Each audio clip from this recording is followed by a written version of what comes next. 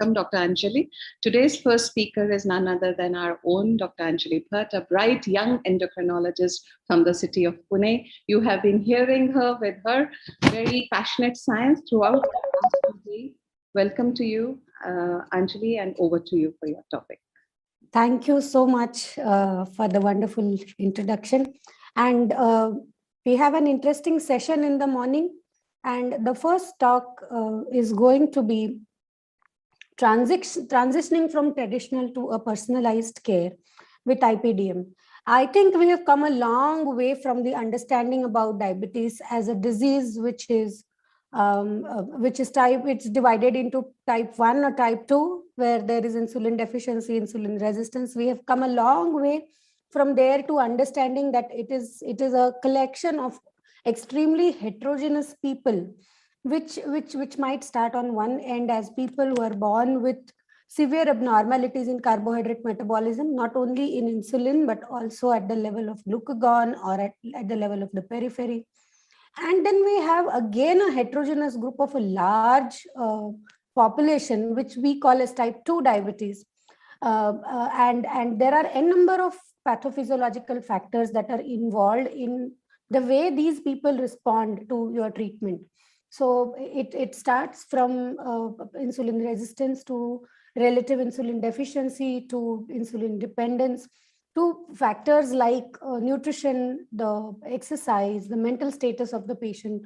There are things like drug response, drug non-response, compliance, non-compliance, the lack of understanding and excessive awareness because of social media and available resources on the internet, which the authenticity of which can always be questioned.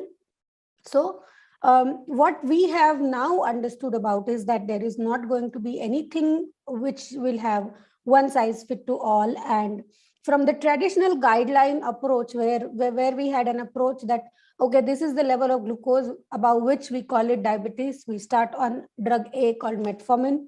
If it doesn't work, we call for another drug to be added to that, then so on and so forth.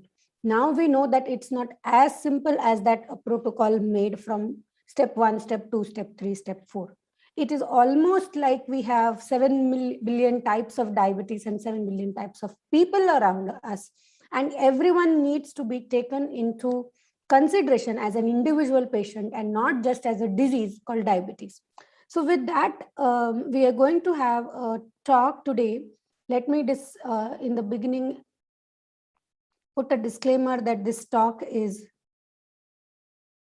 brought to us by Roche, and the talk is called Transitioning from the Traditional Care of Diabetes to a Personalized Care with Integrated Personalized Diabetes Management. Now, this is one of the approach that they have shown that works in better management of patients with diabetes. So let's see what... I cannot see your slide. You can't see the slides? As you have shared the screen, but the slide is not displayed. Okay. So what can you see? Are you seeing my... I'm seeing the Zoom browser window. I'll close that.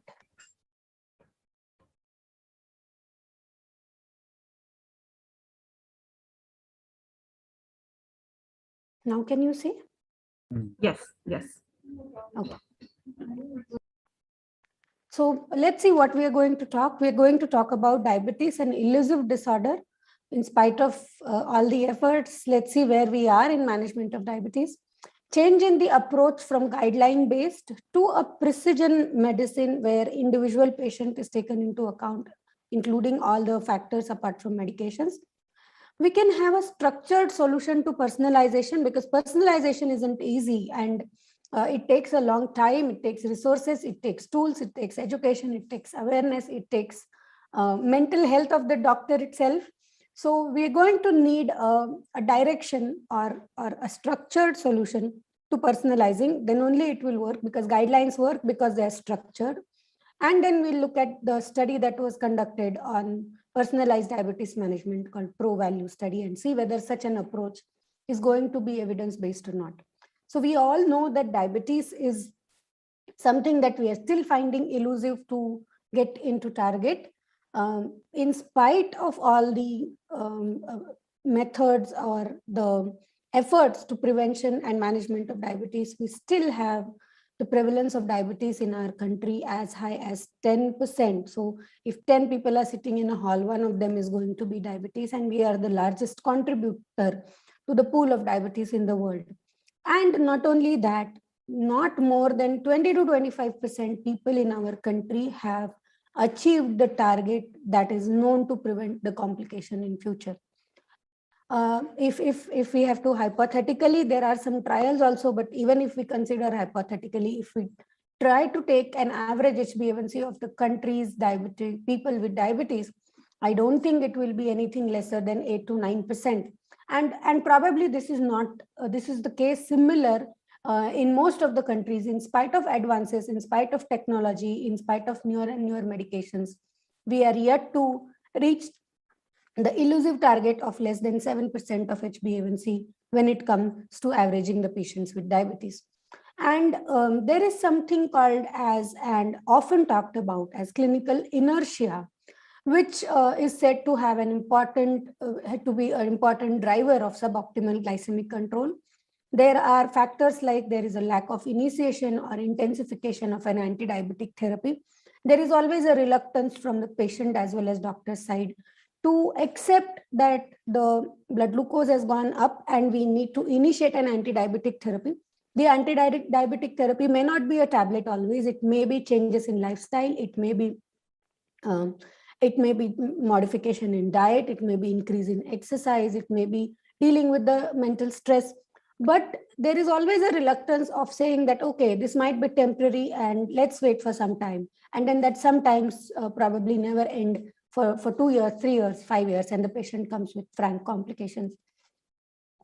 And the patient also find it difficult to act upon the information. So many a times, because of busy schedules in the OPD, the information that is given by the healthcare professional may not be understood by the patient properly, or we may be lacking in giving a very acceptable or understandable information, which can be taken away as a take-home message and acted upon it. There are a lot of things that are needed to be clarified to the patient so that the acceptance of the information and acceptance of the advice is higher and the compliance becomes better.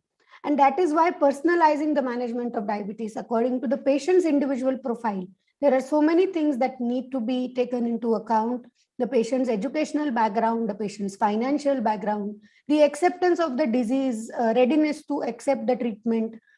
Some patients are readily accepting the medication. Some patients would want, no, I don't want medication right now. I want to wait for some time. Patients who are already on medications, when we advise them monitoring, some of them have glucometers. Some of them are readily happy to look at what is happening in my body and act upon the monitoring value. Some are very reluctant to even prick for a glucometer reading, or they think that the technology is too much for their understanding. So personalization according to patient's profile is very important. And that is why the guidelines have changed from a glucocentric strategy, where we are asking the patient to check, let's say, fasting and postprandial blood glucose once in 3 months or once in 2 months, for that matter, whatever frequency a patient and a doctor is comfortable with. And the patient comes to us, we look at those values, and then we change the medication and the patient goes back. It has not remained as simple as that. And now we are forming guidelines to overcome the guideline approach and to take a personal centered approach. So both American Diabetes Association and EASD now recommend a person centered approach. If you have seen the recent guidelines by both of these bodies, they have not only asked us to personalize the lifestyle management, the nutrition, the exercise pattern, but also now the previous medication pattern was also like n number of medications are given, and then it was left to the physician's discretion to choose one of them. But now we have evidences and trials which suggest that one thing might be better than the other for one profile of a patient compared to the other profile of patient. So before we choose an anti-diabetes drug, we need to choose, or we need to form a mental impression of a person's profile, and then decide one drug, one nutrition plan, one exercise pattern, one monitoring pattern, and one follow-up pattern for that particular person.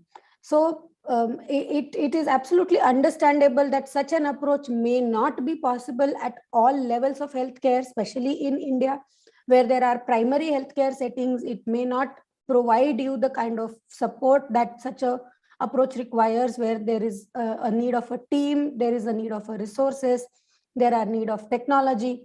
But what can be done is that we can choose, or we can triage patients who need such an approach, and then they can, in the beginning, they can be sent to such an approach where we find that there is a failure to achieve the target, there is a failure to respond to the therapy, there is recurrent hypoglycemia while intensifying the medications, there is drug intolerance, development of complications, or for that matter, suspicion of unusual varieties of diabetes like autoimmune diabetes, and certain mental disturbances where the patient is not able to accept the disease, pregnancy. So such are the triage parameters that we would like to identify and send such patients, or use IPDM only in such patients in the OPD, so that the management becomes easier rather than applying same thing to everyone. So as I said, that such an approach would require a lot of resources. One would be a multidisciplinary care team where we have physicians, we need nurse practitioners, we need diabetes educators, we need physician assistants, we might need diabetes educator definitely is needed, pharmacists, then we need tools like we need medications, we need delivery devices, we need people who can explain such devices to the patient. Treatment algorithms we have, so that's not a big problem.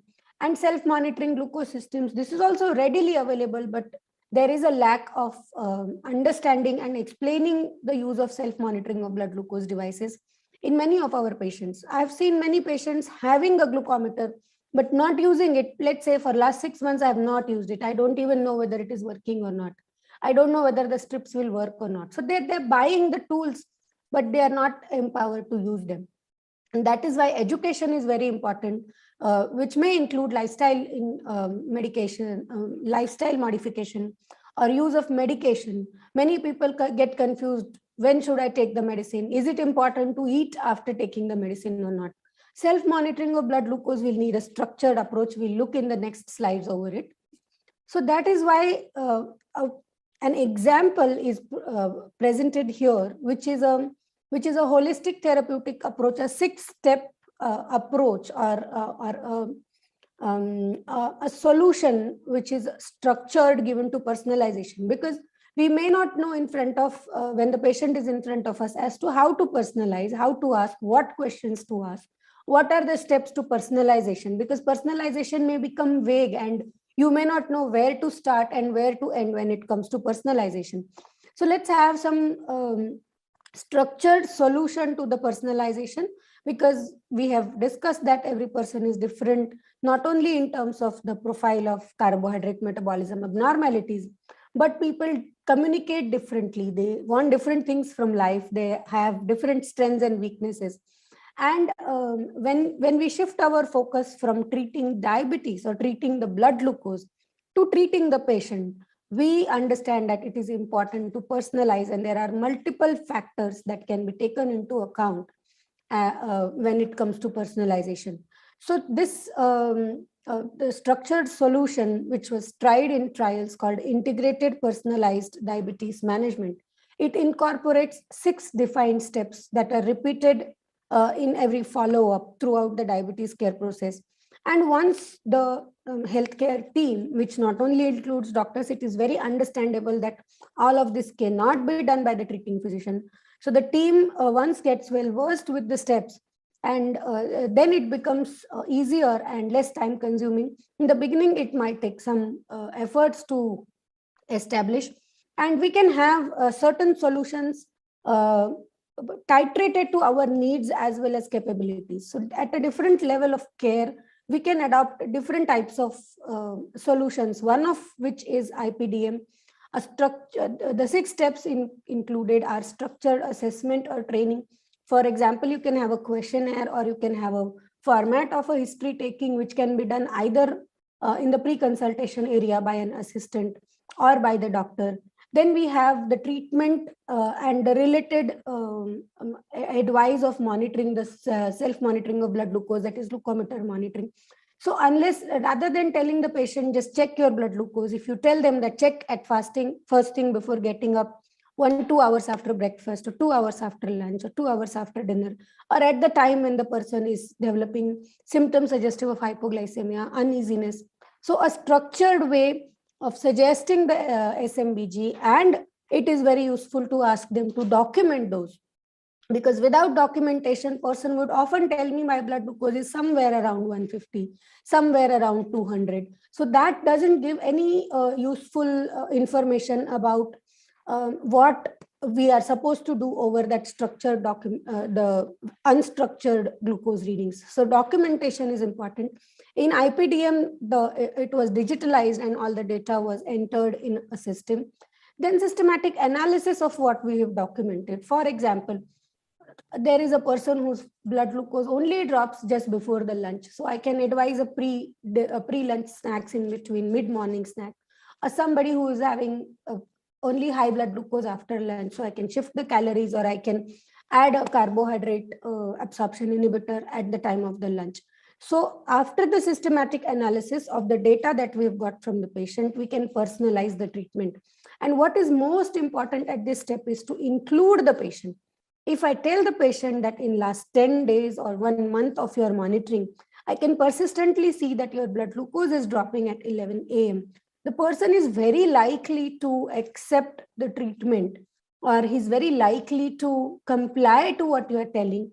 And then the treatment effectiveness assessment becomes very easy, because we know exactly where to look, because the person is having a problem with the glucose control exactly at 11 a.m. Next time when he comes, if that problem is sorted out, we know that the treatment is effective in its highest possible manner. So these are 6 steps which are structured, and if we have these steps in mind, it becomes easy when the person comes to personalize the treatment.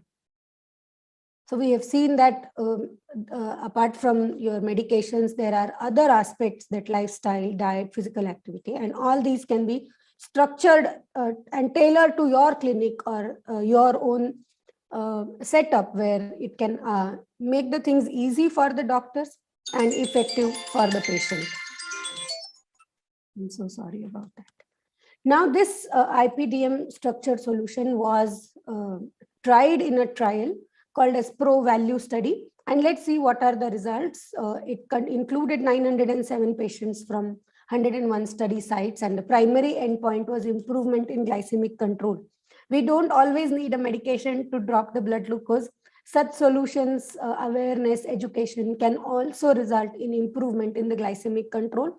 Not only glycemic control as a primary endpoint, but also the secondary endpoints, which include and are very important. If we only target the glucose, we may land up in a person who has a normal HbA1c but is very unhappy about the treatment, is unhappy about the healthcare system, unhappy about the doctor, and unhappy about himself. So apart from the glycemic control, we need other parameters like testing frequencies, patient-reported outcomes, the doctor-reported outcomes. If the patient needs to be satisfied, the doctor also needs to be satisfied. And what they showed was that there is a statistically significant improvement in the glycemic control in terms of HbA1c. There was improvement in persons who achieved the HbA1c in the target. There was improvement in patients who followed the behavioral and lifestyle recommendations. There was an improvement, especially in patients who are treated with insulin. I think this is a group of patients with diabetes that we need to identify as special population, which need higher education, which need higher awareness, which need higher motivation, and which need higher support.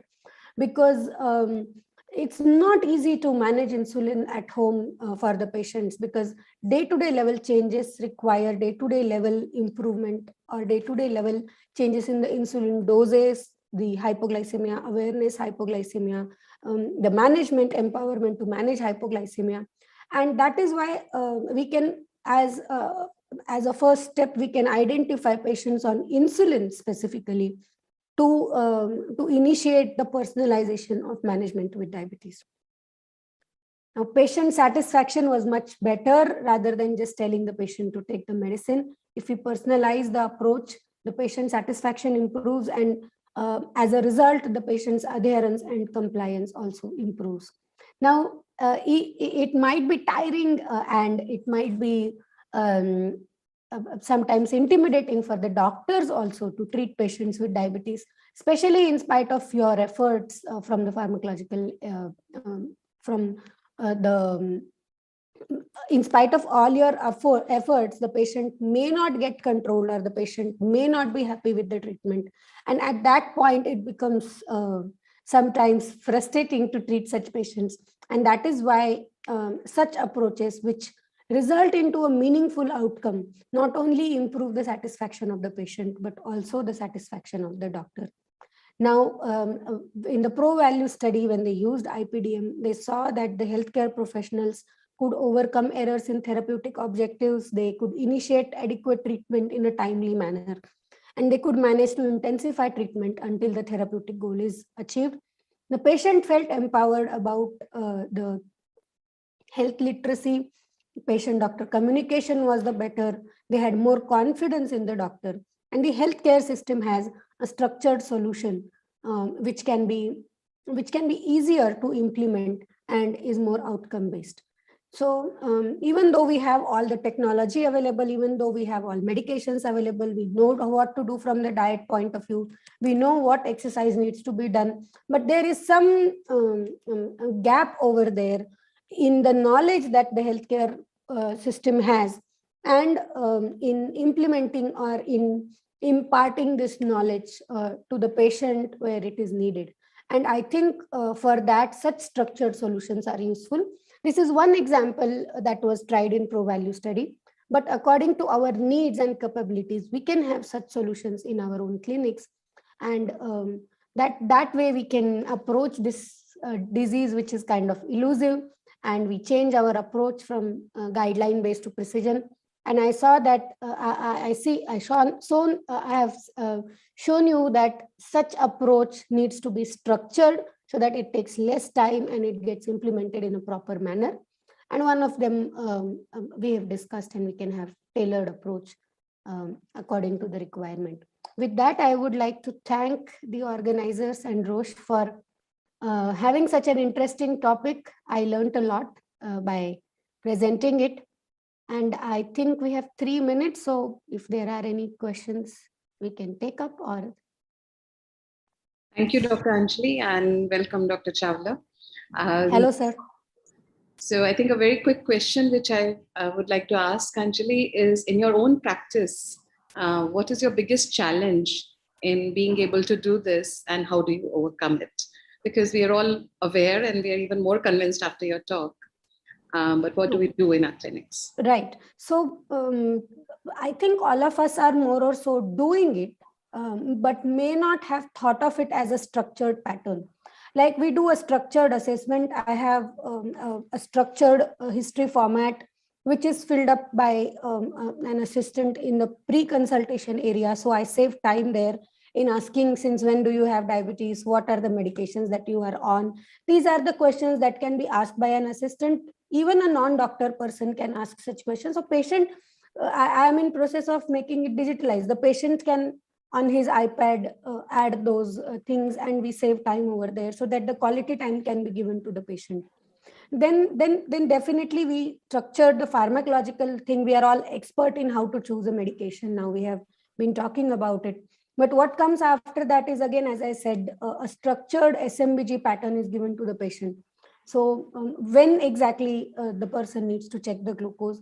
Sometimes patients tell you that, okay, at this point of time, I feel abnormal, without even knowing that that might be hypoglycemia, or it might be something related to gastrointestinal side effects of the medication or some other side effects of the medication. So structured pattern is given. I always ask the patient to write it down. I have patients who have 200 pages notebook with them. Since the day that they have come to me, they keep the record. It's very fascinating to look at the record a year later. When the same person comes after 1 year, and if he looks at his record 1 year back and now, it is a tremendous satisfaction for the patient as well as you to know that the things are improving. That way the patient has more compliance, more adherence, more confidence on the doctor as well as the treatment plan. And it becomes easy to convince them for treatments that are useful to them, but they're not ready to accept. Let's say after some time, if I want the patient to be on insulin, I know it's so difficult to convince the patient to be on insulin. So when we show them that there is a structured way of managing it rather than randomly assigning the medications, it definitely improves the compliance as well as outcomes. Thank you so much.